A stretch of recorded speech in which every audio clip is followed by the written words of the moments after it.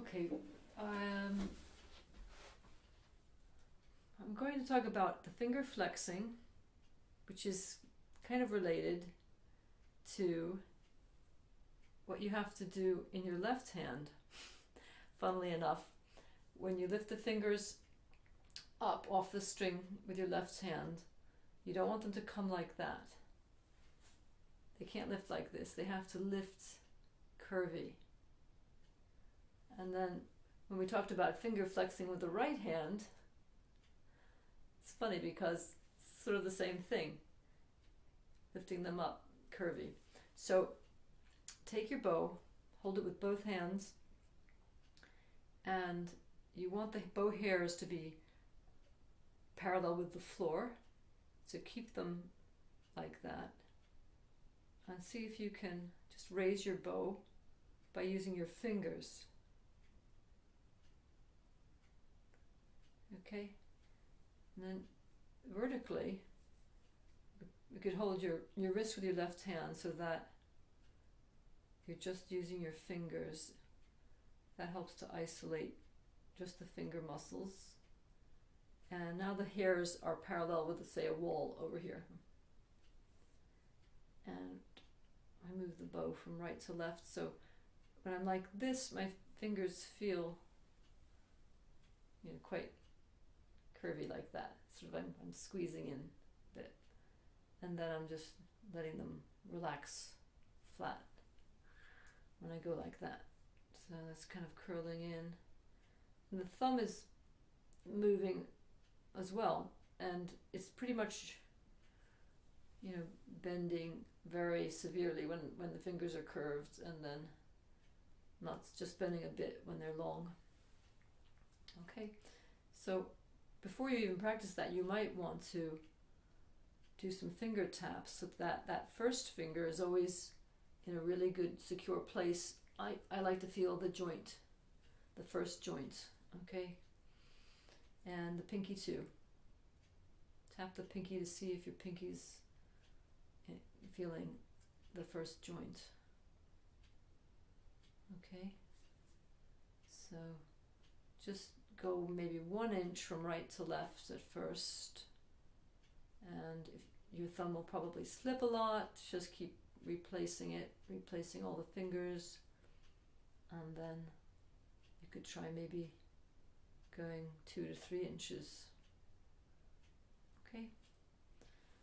So let's do the left hand.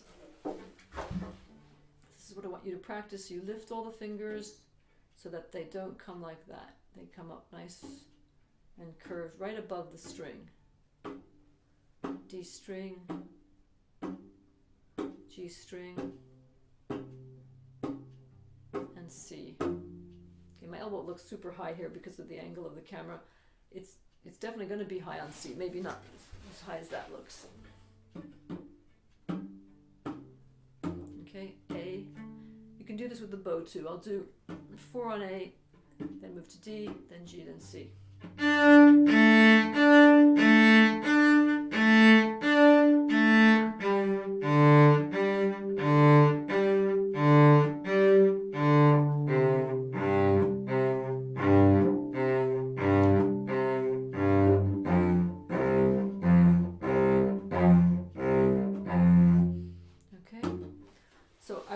That 1,000,000 times because you really want to get out of that habit of lifting your fingers so that they're flattish. Fingers always need to hover above the string. Practice also going from 2 to 4.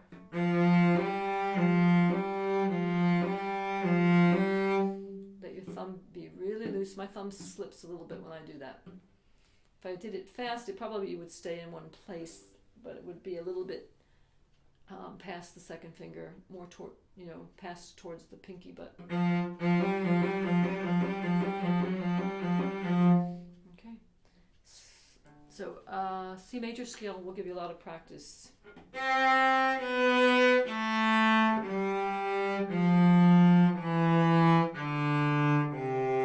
Okay, so when I did 2, 1, A, G, after G I had to slide my thumb back, otherwise F would have been too sharp.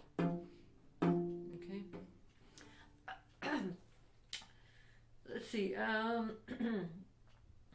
I think we talked about the extension starting on low A. Slide your thumb so that second finger can play B, and then it'll be pretty easy to play pinky. Now I'm a little flat on that C sharp because I didn't let my thumb slide even just a tiny bit more. Okay. C sharp, B, A. Okay, and then I want you to practice Song of the Wind. I play that for you.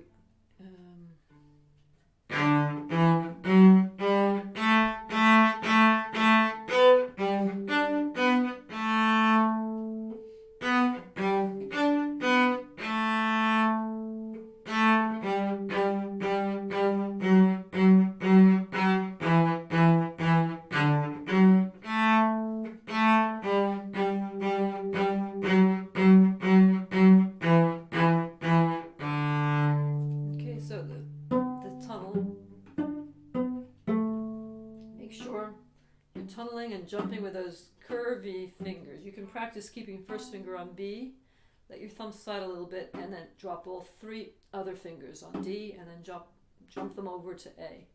Back to D, to A, while keeping first finger on B. Okay? That's a good practice for you. But also, one of your biggest weaknesses is getting from 2 to 4. So I'm doing that a lot, keeping my thumb loose. Okay, you can do some trills. It's fun. Then maybe go to B flat to C. Try some up bows.